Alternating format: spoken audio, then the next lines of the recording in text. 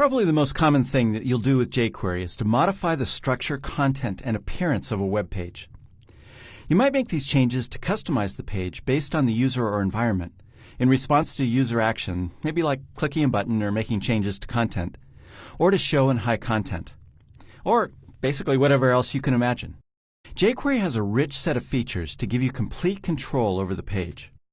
One of the things you'll do a lot is manipulate CSS with jQuery. The idea is that these days, a well-designed web page inevitably uses clean HTML that's free of formatting elements and attributes, and relies on a CSS style sheet to make the page pretty and functional for the user. jQuery has the tools to manipulate the styles associated with one or more elements on the page. And there's two basic ways of doing this. The first is to read and write CSS properties on the wrapped set of elements. The jQuery CSS method lets you both read and write the current value of a CSS property on an element. When you read the value, it returns the value of the first element in the wrapped set. But if you write to the wrapped set, it's going to write to the property for all elements in that set. So there's a little bit change in behavior between reading and writing property values. The other thing you can do is add and remove CSS classes. This affects all of the elements in the wrap set. This kind of operation takes two methods, add class and remove class. You can pass one or more space-delimited class names to either method to add or remove multiple classes in a single statement. So let's see how you can put these features to use within a web page. The declaration css.html page in the sample files demonstrates both of these methods of modifying CSS. I'll go ahead and run the page so you can see what it does. And I'll use Internet Explorer. So as you can see, it has the United States Declaration of Independence, some header elements here, and some paragraphs. And then it has a series of buttons. I can click on each of these buttons, and it changes the background color for each of the paragraphs in two different ways. So this row of buttons is making the change by changing the property on the elements that are involved, the matched set of elements that consists of all of the paragraphs of the Declaration of Independence. And this row of buttons is acting by changing the class.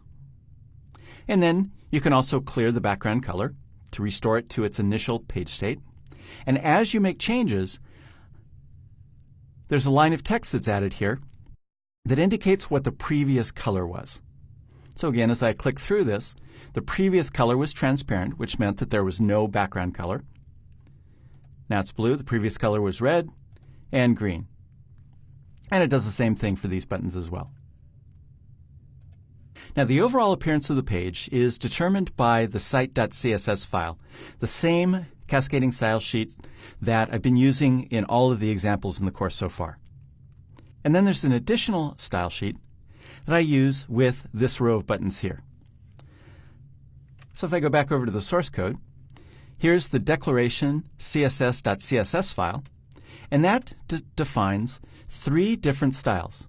One for the red background class, for the blue background class, and the green background class. And as you can see, this is the style that determines the background color, as well as changing the color of the font to make it more readable when the background color is a different color. Now before we dive into any more of the code, I want to point out one thing, one cross-browser difference here. Notice that in Internet Explorer, I'm getting text that looks like the previous color was green. And I can change it, and it has English words. I'm going to shut down this browser and use this really nice World of VS default browser switcher in order to display the page within Firefox. If I had other browsers installed on this machine, I could use Chrome and Safari and Opera as well. But I just have Internet Explorer and Firefox installed. This is a really nice addition to Visual Studio that you can get through the Extension Manager, which is available on the Tools Manager here. All right. In any event, so I'll right-click. Actually, I'll go back to my page first, and I'll right-click and view in the browser. And now it'll load up in Firefox. Okay, so I have the same page, and I can click the various buttons. So notice that the previous color was transparent. But now when I click on the blue by property, the previous color is red, and notice that it appears as RGB 255,0,0. I'm getting the RGB color instead of the color name. And that's, even with jQuery, which handles a lot of cross-browser issues, I'm getting that kind of a variation when I use different browsers. And I get this same kind of behavior in Chrome as well. So just be aware that there are still some variations with jQuery. Now, this is something that's probably not going to affect many web pages that you design, because you're often not going to be displaying to users various colors like this. But just be aware that there are still some problems with different browsers, even though jQuery does a Herculean job of taking care of those kinds of issues. Okay, so let's now start taking a look at the structure of this page. So I'll come down here to the body of the page. So first of all, you can see that I have these 2 rows of buttons that change the color. So I have the red property, blue property, green property. And then I have a second set of buttons that change the appearance by using the class, that second CSS method. And then I have a clear all. All right, so here's the div that receives the text that indicates the previous color. And then I have some heading elements in order to display the U.S. Declaration of Independence, the date, and the unanimous declaration of the 13 United States of America. And then a series of P tags with the contents of the Declaration of Independence. Now, first thing to point out is that the reason why these heading lines didn't change color when I clicked any of the buttons is that they're header elements instead of P tags. So, first indication that the selector for the page probably is selecting the P elements on the page. You could certainly define selectors that included those header elements as well, if you wanted to. All right, so let's start looking at the code that implements this page. The first thing we have is the jQuery ready function, which defines an anonymous function that implements this behavior for all of the different buttons.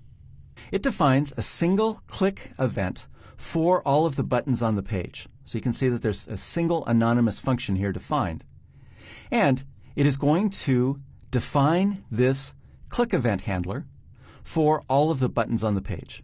And so within the code, we're going to use the ID value in order to determine the behavior of each of the buttons. So it's going to use an anonymous function to do that.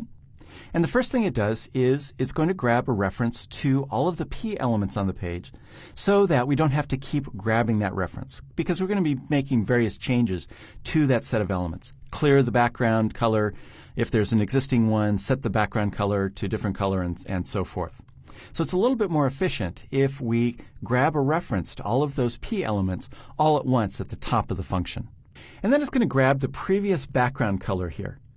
So it gets a reference to that div element where I'm going to display that information. And then it uses the text action method, which is a jQuery method, in order to update the contents of that element. And it's going to update that with some static text along with reading the value of the background color using this CSS method that I mentioned. So because I'm not providing a second parameter here, this is going to read the color. And here is where it's only going to return the value of the color for the first element in this set of paragraphs. Because remember, I have a bunch of paragraphs. I forget how many there are within the Declaration of Independence, but there's probably a couple dozen, something like that. And so it's going to read the value of the first paragraph. This works in this particular application because this code, as you'll see in just a moment, is setting the same color to all of the paragraphs. But if I wanted to grab the background color value for each individual paragraphs, I would need to use some sort of a looping structure to read each of those values and then store it in an array or whatever it is that I wanted to do with that value. But reading the value of the first paragraph works for this application. Now, if there was a reason that I wanted absolutely to get explicitly just the color of the first paragraph, I could use this code instead. So I'm once again using the text method and setting some static text. But now I'm going to use this first filter in order to retrieve a reference to the first paragraph on the page. So this is a little bit more explicit, but this code has the same effect as this statement up here. So I don't really need to do this within this application. I already have a reference to the paragraphs. I just read the value. Okay, I'm going to comment that out again.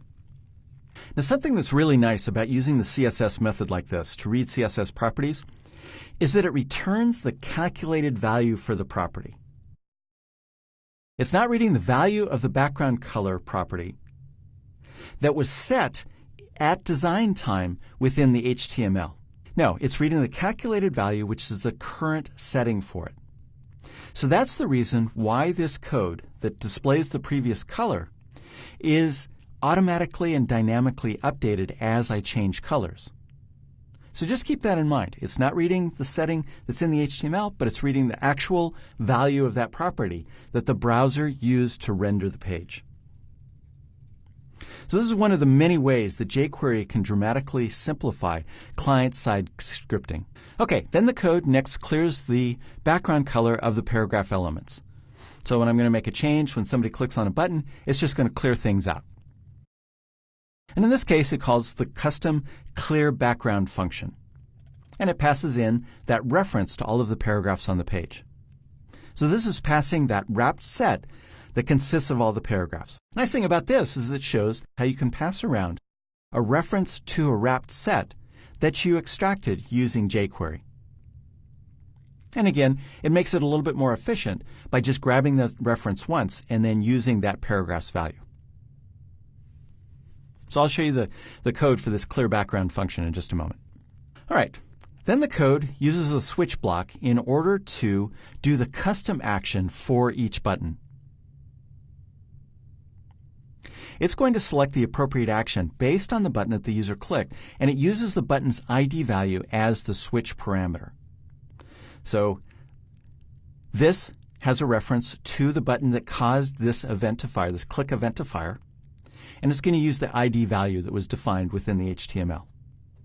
So this first set of case statements handles that first row of buttons, which set the background color property. So in this case, it's going to pass two parameters to the CSS method. The first, of course, is the name of the CSS property that I want to set. And then it's going to use a little bit of a clever trick in order to use the ID value, replace the property portion of the name with an empty string, which then returns that color. So if I come back down here, remember that these ID values consist of red property, blue property, green property. So I'm extracting and eliminating the property, which leaves me just with the color that I want to set the paragraphs to. Okay, now just keep in mind that I use the word clever not necessarily as a good thing. Clever in code isn't always a good thing. In this case, it works, but you might want to do something a little bit more robust. But it works in this application. So what is returned from this statement here is the color that I want to set the property to. And because I'm passing that color as a second parameter to the CSS method, that background color for all of the paragraphs is going to be changed to whatever that color is. All right, and then I also want to change the font to white to make the text more readable when it has a different background color. By default, it's black when you first load the page, but it's going to be white if I change it to any other color. All right, so this is one way of implementing this feature in order to make those changes to those paragraphs. Now, another way that you can do this is using a JavaScript object literal. So this code does the exact same thing as the previous two lines of code. But I have this JavaScript object literal, so it's contained within brackets there. And it's setting the background color to that same value, that ID string with the property removed. And then I have a comment delimited list, and I have a single statement that is updating both of those CSS colors. Now, for the sake of this example, I wrote the code like this. I think it makes it a little bit clearer. But generally, object literals tend to be a little bit more efficient. And you can use a lot of white space to separate them out, and you can have a single long statement that updates a number of properties if that's what you need to do.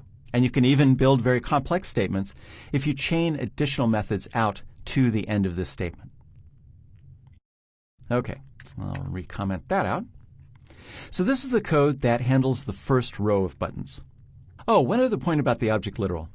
Now, strictly speaking, I didn't need to include the property name in quotes.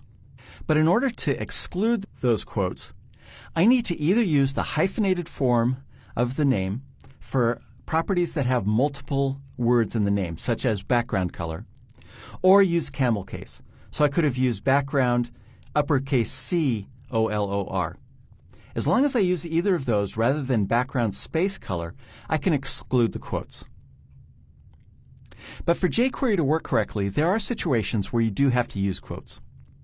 So, quite frankly, I can never remember the rules. I don't really need to want to remember the rules, so I just always use quotes. That just makes it easy, it always works, and I don't have to worry about the code not working.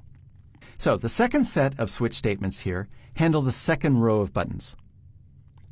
These add a class to the P elements instead of setting a property.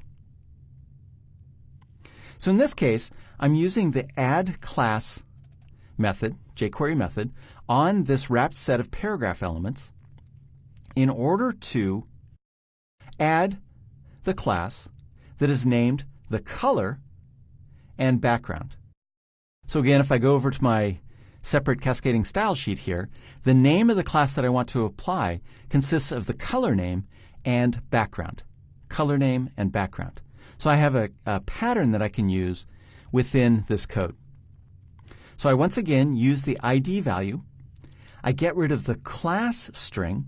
If I come back down here, remember that this set of buttons consists of IDs with red class, blue class, and green class. So I need to get rid of class out of the name and concatenate on background. And that's the name of the CSS class that I want to add to the paragraphs. And again, because each of these styles define both of those properties, then all of these paragraphs are going to change color. Background color is going to change to whatever color, and the font text will be white. And then the final case here handles that clear all button. Now in this case, there's nothing to do. I already cleared the settings of the paragraphs in this statement here, so I just have to break. Now, strictly speaking, this case is not needed because if that last button is clicked, this click event procedure will fire, the clear background has already happened, and nothing really has to happen. But I like to add it explicitly because its presence really makes it clear that I, as the programmer, didn't omit something accidentally if somebody else is looking at this code and trying to make sense out of it. All right. Here's the clear background function.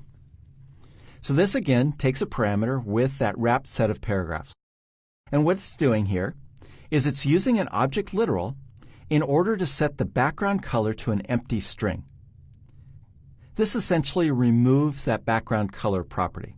Strictly speaking, it doesn't remove it, but it nullifies it. It's not going to have any effect, essentially turning it to transparent. And I have a comment delimited list of all the properties that I want to set in this one statement, and set the color to an empty string. Now, notice that this is a chained set of statements. So this part of this statement takes care of removing those CSS properties from the HTML paragraph elements. But I also need to remove any classes, because I don't know if the user is alternating button clicks between those two rows of buttons and that third row that clears everything. So the paragraphs may have those CSS properties within a style element, or they may have that class applied. So in this case, what it's doing is it's going ahead and removing both the properties and all of the classes that are on those elements. Now, this may or may not work. The reason it works in this application is because when you first load the page, those paragraph elements don't have any classes assigned to them. If they did, this statement here would remove those existing classes as well. But in this page, the only classes that paragraph elements are going to have are the ones that I've applied through the use of these buttons. So this is safe. It's going to remove any and all classes that are associated on those paragraph elements. But if I did have any classes, I could use this code instead.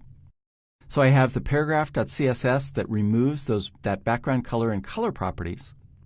And then I can use this form of the remove class that passes in a space delimited list of the classes that I want to remove.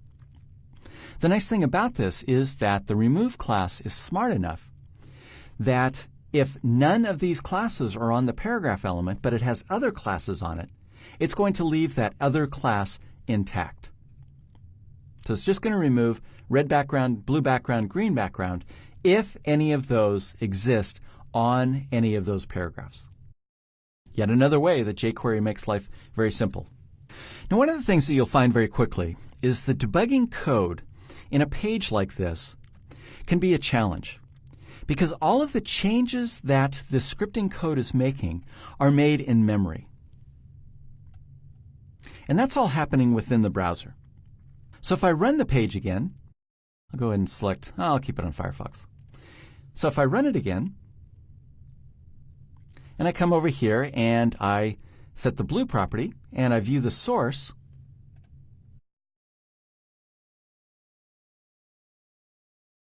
I can come down here and I don't see any classes or properties, CSS properties, applied to the paragraph. Because what the view source option is going to do in browsers is just display the original source, not the current state of the data. So this is useless for debugging. I'm just not getting the information. If anything is wrong in the page, I don't know if it's because there's something wrong in the code, something wrong in the browser, or what's going on. So to see the actual state of the HTML elements, I can use a tool like Firebug in order to view the actual state of the HTML. So I'll fire that up, and I can come down here, examine the HTML, expand this section, and now I can see that in memory I have the background color set to blue and the color of the font set to white. And I can select different paragraphs and expand and contract them and see what's actually going on within the code. If I come over here and set it red by class, I can see that now those properties have been removed, and strictly speaking the style attribute has not been removed, but it has no properties within it. But now I have a class element that is set to red background. And so you can see exactly what's going on. If I change it to blue by class, it updates all that. And then if I clear the background color, I can see that the paragraph now has no style properties and has no class attributes associated with it. The attribute is still there, but it has no values within it. And so I'm back to the default appearance of the page. So one other thing to point out about this is that notice that using the CSS method to set properties like this adds this style element. So this is an inline style. This is generally not a good way to change an element's appearance. The main problem is that the result here is that you have formatting details in your code. And this really belongs in a style sheet to keep the separation of concerns. Content should be different from formatting information. So that's why it's preferable to use classes like this.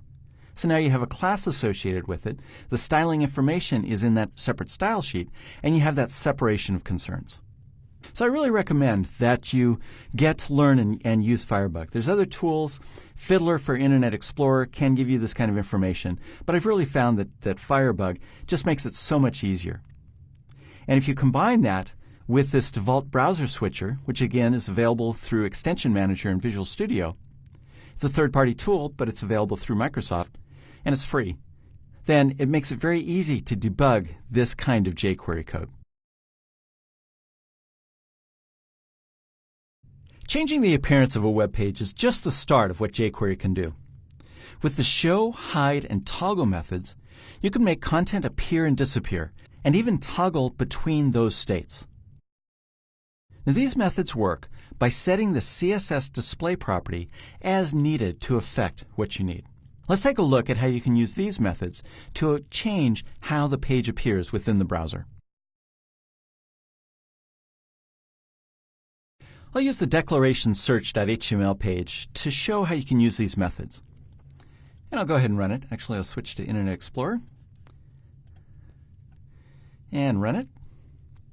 As you can see, it's a variation of the previous example. Still displays the Declaration of Independence. But what it does is it lets you enter a search term on the page. So if I wanted to search, for example, for taxes, I could click on the search button, and it's going to hide all paragraphs that don't have taxes within them. And this lets the user focus on the paragraphs that have the selected term. The clear button clears everything so that all paragraphs now appear. And I can use the toggle button to toggle the appearance of the paragraphs. I previously used the clear button, so I currently have 0 paragraphs visible. I can toggle again, and I once again have 32 paragraphs visible. I can search for taxes again, and then toggle. And notice that now I only have 31 because the paragraph that contains taxes is now hidden. All right, so a little bit of a funky way to present a user with search options, but in a document with a lot of text, it might be an easy way to let the user really focus in on things. And maybe rather than hiding the paragraphs, you fade them to a light gray so they're still visible, but then the user can scroll down and really focus on the paragraphs that they're interested in.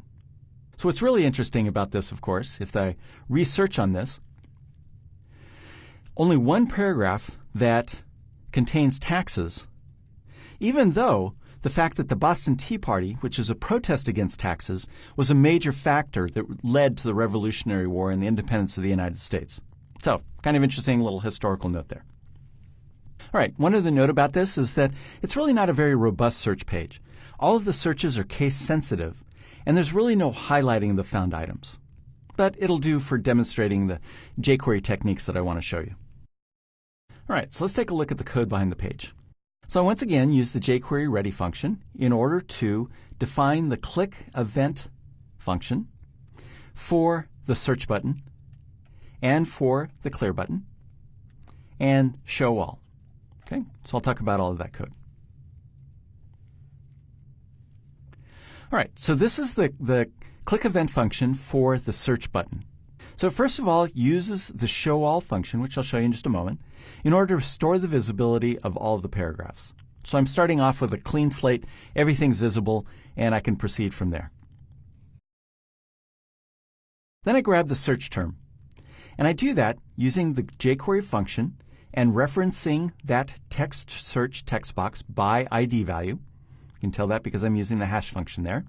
And it grabs the value of that and then uses a jQuery utility method in order to trim all of the leading and trailing spaces. A jQuery utility function doesn't act on a wrapped set, which is why I'm using the jQuery function there and calling the trim method. That's in contrast to, don't want to rearrange that. To using the jQuery function, this is getting a reference to an element on the page, in this case a single element, and then applying a method to it. So this is the first time I think that we've used jQuery utility method. It's not operating on a wrapped set.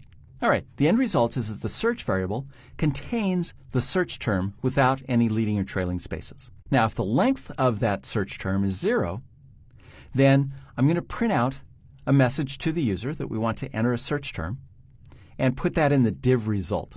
And that's that location that indicates the number of paragraphs that were found. And then I just immediately return. This next line of code is the crux of the function. So in this case, I'm going to use a selector that is going to select paragraphs that do not contain the search term, because I want to execute the hide method on that wrapped set of paragraph elements. So again, it's going to hide all of the paragraphs that do not contain that search term. So this is another variation on a jQuery selector. So as you can see, it's very easy to hide all of the paragraphs that I'm not interested in. And again, rather than using the hide method, I just as easily could have set, say, the color CSS property to some sort of light gray rather than hiding the paragraphs. Whatever you want to do, jQuery is going to support that. All right, then the last thing that the function needs to do is get the count and display that information. So it's going to use this selector that is going to return all of the paragraphs that are visible. And this shows how you can use one of those nifty jQuery filters to avoid writing any long convoluted selectors. So this is going to return all of the paragraphs that are currently visible, and using that taxes search term, it's going to be a single paragraph, and it's going to use this length property in order to add that to the count variable. And then I'm just going to display that information and do some nice user interface stuff that is going to use the HTML method to update the div result, and it's going to state that it found count paragraph, and it has this little bit of JavaScript code in order to add the trailing s. So it's plural if it's more than one. And in fact, it indicates plural if it's 0 as well. Because typically we say it found 0 paragraphs, found 1 paragraph, found 2 paragraphs. And then once again, displays that search term.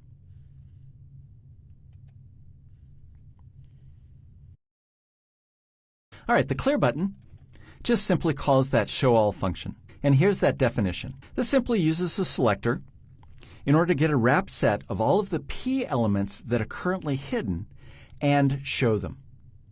Now, strictly speaking, in this particular page, I could just use a P element here and it'll show all elements. But then the page is having to do a little bit extra work because it's going to show all of the paragraphs. It's going to have to operate on a larger number of paragraphs. If I only have a single paragraph that's hidden, then I don't need to loop through all of those other paragraphs. All right, and then I also clear out that div result. And I don't want the contents lower on the page to shift up, so I'll put in a non-breaking space within that div result. So that maintains the vertical positioning of all of the other elements on the page. All right, the last little bit of code here sets up the click event function for that toggle button. This uses the toggle method. Now this method has a few overloads, but the version that I use here without any arguments toggles the visibility of all elements in the wrapped set. So that's why I'm now selecting all of the paragraph elements, because I want to toggle them all. Visible paragraphs will now be invisible, and invisible paragraphs will now be visible.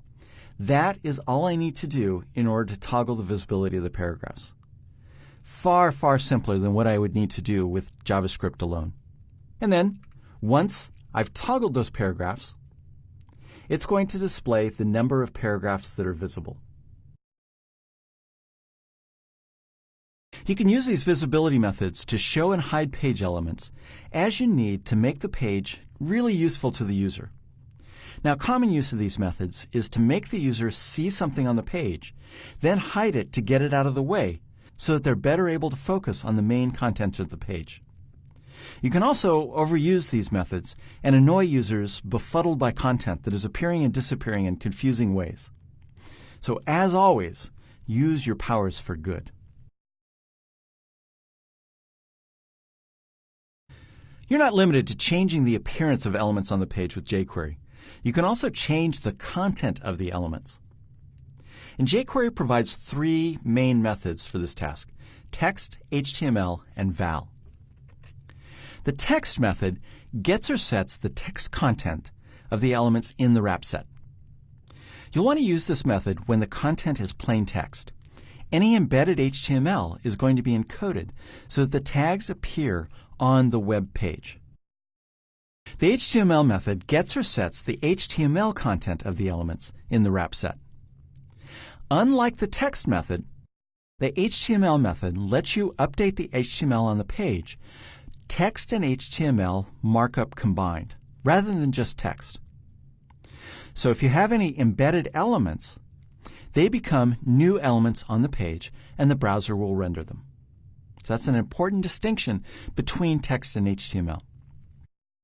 As a practical matter, if the content that you're writing out to the elements in the wrap set is just text, text and HTML, those 2 methods, will have the same effect. The difference comes in is if there's any HTML markup within the string that you're using to update the content. And then the val method is similar to the text method, but it's used with form elements that don't have text content between open and closing element tags. If a form element has a value attribute, generally you'll want to use the val method. Now, when used to read text or HTML, all 3 of these methods get the contents of only the first element in the wrapped set passed to it. But when you use them to write content, all three are going to update all elements within the wrapped set.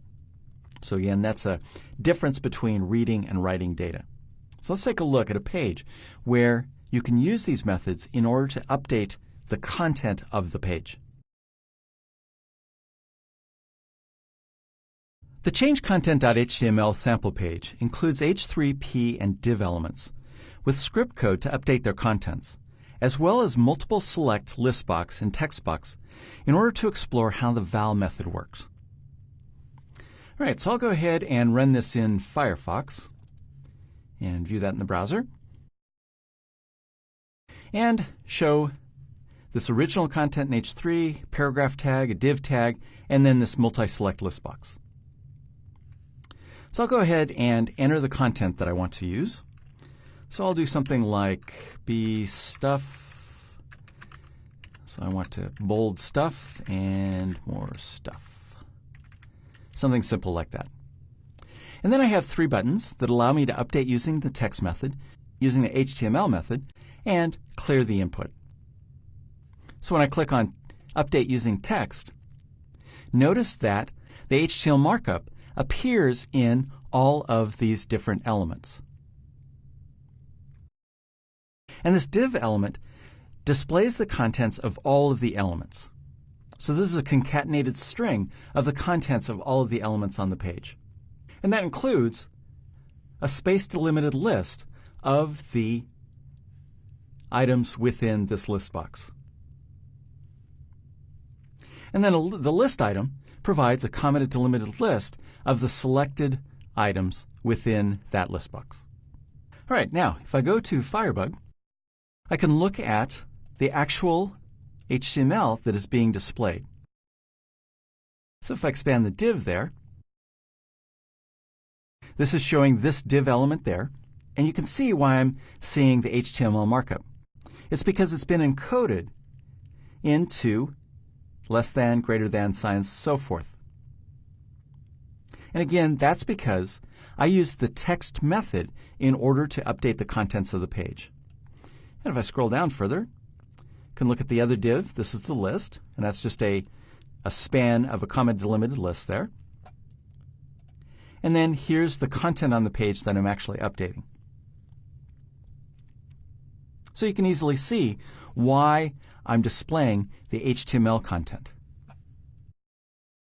All right, so if I use the same content and I update using HTML, now I really get the appearance that I probably expected by including HTML. Instead of seeing the HTML there, I'm actually getting the bold effect. Stuff and more stuff is being displayed there.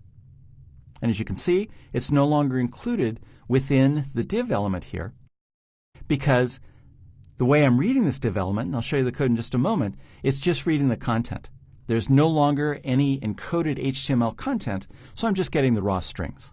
And if I once again use Firebug and drill down in here, I can see that I really do just have the raw text.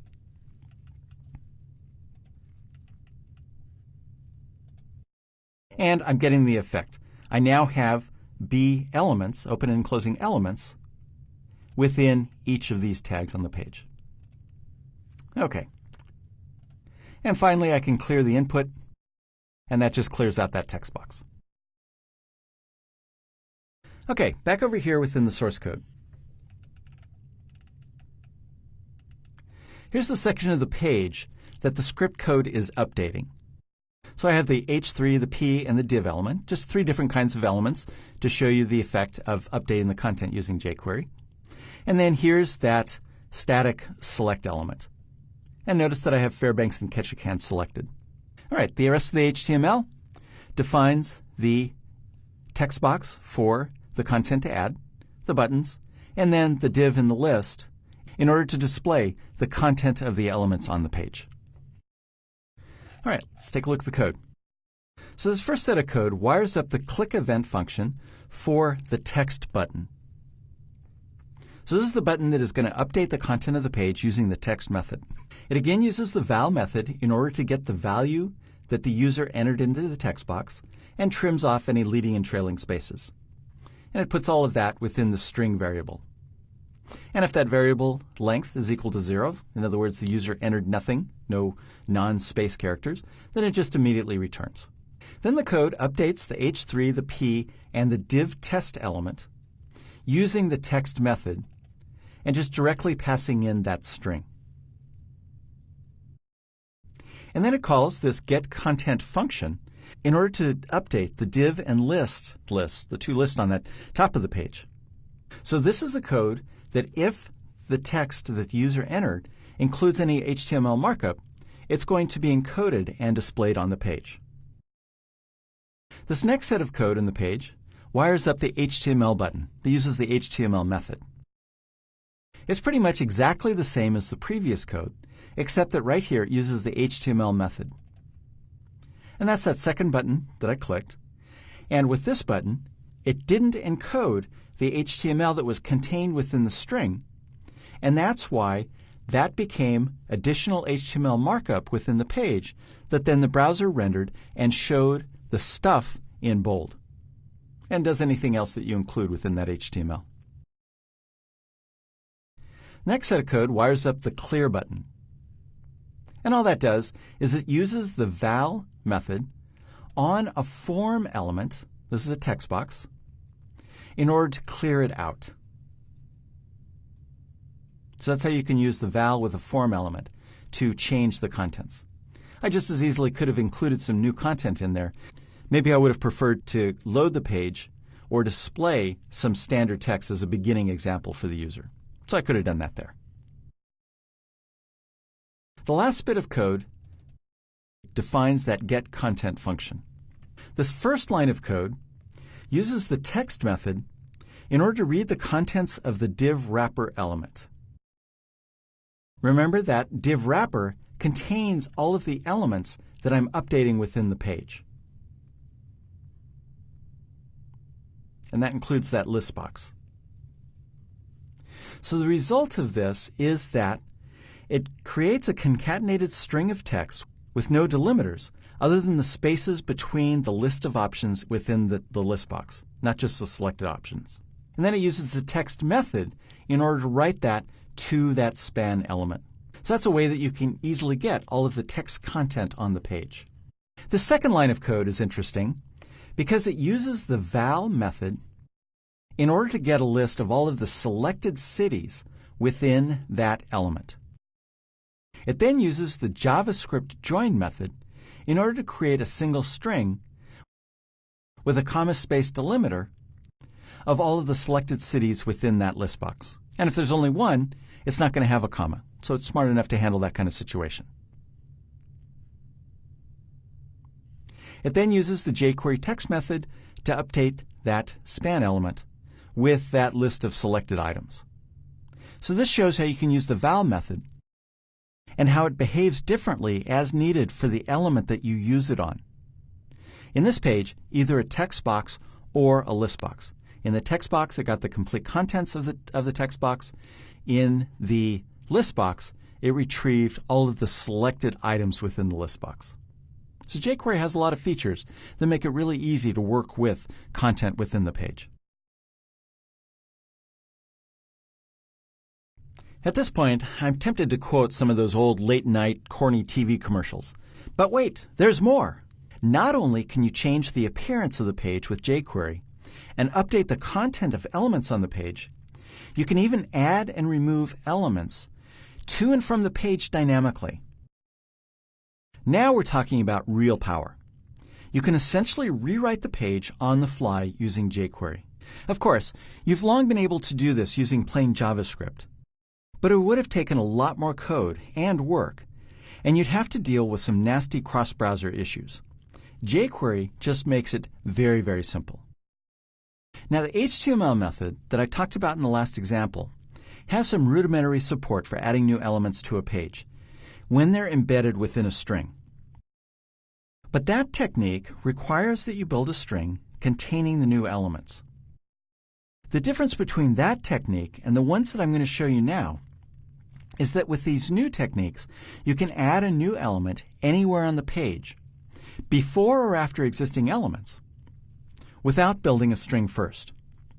It's much more flexible and much more efficient using this technique. jQuery has a few methods for adding elements, and one to remove elements. Now, there are quite a few others that can add and remove content, but here I'm going to focus on the primary, most straightforward techniques. But there's a lot of other things that you can explore within the library. The insert before and insert after methods insert the new element that you define immediately before or after all of the elements in the wrapped set. And it creates those as the sibling of each element. A sibling is an element at the same level in the DOM hierarchy. And they have the same parent element as another element. So that's one way of inserting new elements. You can also use the prepend to and append to methods in order to insert the new element that you define as the child of each element in the wrap set, either at the beginning or at the end of the child content. Prepend to at the beginning of the child content, so it becomes the first child, or append to at the end of the child content, so the new element becomes the last element within the set of siblings. And then the remove method removes all elements in the wrap set from the page. So a very powerful technique. Now, once again, it's important to understand that adding and removing elements change only the in-memory DOM. That's the in-memory DOM that is used to render the page. It leaves the page source unchanged and unaffected. And that, again, is one of the benefits of using Firebug in order to look at the in-memory DOM, the state of the DOM at any particular time. All right, so let's take a look at how you can use these methods.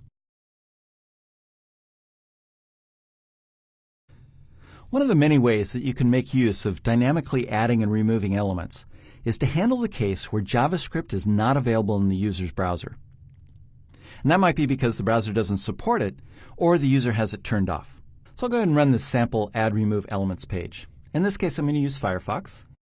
View it in the browser. And here's the initial state of the page when the user doesn't have JavaScript enabled. So in this case, they get a message saying, we're sorry, but to use this page, you must be using a browser with JavaScript enabled. This may mean updating your browser or turning scripting on. See this page for instructions for some browsers. And so I have a link to Google has a fairly nice page, although it's a little bit dated now, with instructions for turning JavaScript on and off in different browsers. So I have a link to that. And then, okay, so that message is relatively helpful. It's displaying some content, but then the page gets a little snarky. And it says, really is a shame that you don't have JavaScript enabled. The page contains the ultimate secret of a healthy, happy life, one that is gentle on the planet and good for you. Oh, well. And then I have a paragraph where everyone can see this content. And once again, a dig for people who don't have JavaScript turned on, whether you're hip and JavaScript enabled or not. Okay, unless you press the button, which obliterates this from the page. But this is a little bit confusing to those who have JavaScript turned off because there is no button on the page. And so people who have JavaScript feel even more like losers. Okay, so a little bit snarky, but it'll serve to show this example. Now, the way I did this is that I'm using Firefox for a reason. I've installed an add-in for Firefox called NoScript. This is a really nifty add-on for Firefox that has some very significant security protections for you as you navigate around the web. By default, when you go to a new web page that you haven't visited or have visited before and haven't made any changes, it disables scripting. So I've turned that off for localhost. I'm running on my local machine, but if this was going to a domain, it would be turned off for, say, appdev.com or Microsoft.com or whatever. But because it's turned off, I have this button at the bottom, or this status bar at the bottom, that I can use to allow localhost. And if there's multiple references to different websites or this website, or say to an ad agency or Google or anything like that, I have the options to enabling and disabling scripts for each of those. So that's really nifty for surfing the web, but here it makes it almost trivial in order to enable and disable scripting. I just have to come down here, either the options button, or if I close this, I have this button here and I get the same dialog box. So if I want to see the effect on the page to allow JavaScript, I can just click on that link there and it reloads the page. And now you can see very easily what a user who has JavaScript enabled is going to see. So you can see it's quite a different page. I have different text. I have the secret message of eat food, not too much, mostly plants. One of my favorite quotes from Michael Pollan, who writes a lot about food and food science and genetics and so forth.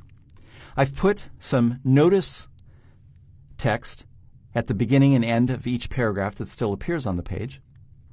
And this is that same paragraph. Notice that the snarky paragraph about being a loser because you don't have JavaScript enabled is gone.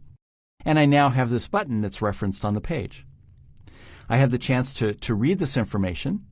I'm done with it. I don't want it cluttering up the page anymore, so I can remove that content. And it removes both the button and that content, and I get the purity of this very important message that is critical to living a healthy life. All right, so that's how the page works. Obviously a little bit more snarky than you'd want to be within a page on the public internet. But the nice thing is that it uses various scenarios and techniques for modifying the content on the page. In this case, literally getting rid of and displaying content. All right, so if we come down here, here's the starting content on the page. This is defining what the user is going to see if JavaScript is turned off or not available for whatever reason. And so I have the add and remove elements, H1. Everybody gets to see that. And then I have a paragraph element with no JavaScript. It's got a class defined there. And this is the we're sorry paragraph. And then includes that link to Google. Then I have another paragraph here, and this has an ID of no JavaScript. As you can tell, I'm going to use different techniques for modifying this content. And then I have a paragraph with ID everyone, that everyone is going to be able to see that content, at least until users that have JavaScript enabled click the button. All right, so going back up here, notice that here's the no JavaScript CSS class style. And this is why that first paragraph for users that have JavaScript turned off have a background color of yellow. As you can start to tell in this course, I really love the gaudiness of yellow to really highlight things. A 2-pixel wide solid red border, and some nice padding to really give a nice large area so that people without JavaScript enabled can't miss that paragraph. All right, so here's the JavaScript code. Once again, using the jQuery ready method. And this code is automatically going to execute when the page loads, assuming that the browser has JavaScript enabled and available. So this code makes all the initial changes to the page when it first loads. So this code does have to access elements that are contained within the DOM, and that's why it's contained within the jQuery ready method. Just keep in mind that this code is not going to execute if JavaScript is not enabled, and so the user is going to see just that raw content. So here it's using the remove method in order to remove the paragraph element that has the no JavaScript class associated with it. So that's this paragraph right there. So that's the reason why users with JavaScript enabled don't see this paragraph. It's gone. And then it uses the same remove method to remove this second paragraph, the snarky paragraph. But in this case, it's just referencing using a selector that references it by ID value. I just included these two different techniques to show that you can use the remove method with wrapped sets, matching set of elements, that are identified in different ways. No particular reason other than that to use these two different techniques. Okay, this next line of code is where I insert new elements on the page. So this is how the paragraph with that secret content gets added to the page. Notice that the statement uses a new form of the jQuery method, passing in a string with literal HTML. And the string includes HTML markup. And this is the sole argument to the function. This is going to cause jQuery to parse and select the markup, as it does with a regular selector, but doesn't yet insert it into the DOM. In order to actually do something with this parsed HTML markup, I have to use the insert after method, or any of the other methods that will insert new content into the page.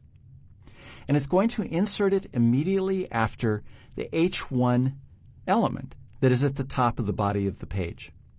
So the argument passed to the insert after method identifies the element. This is actually a jQuery selector that in this case is selecting the single H1 element on the page and is going to insert this new text on the page.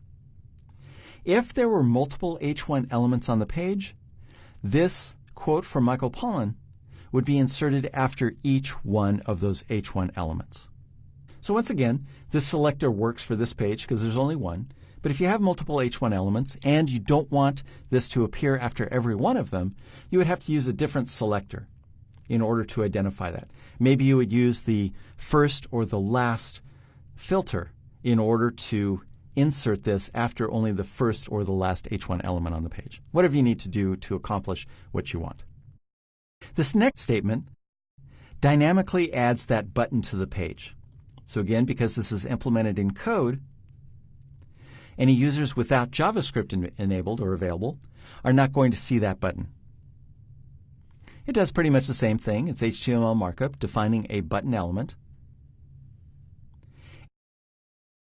And then you insert that before the element on the page with the ID everyone.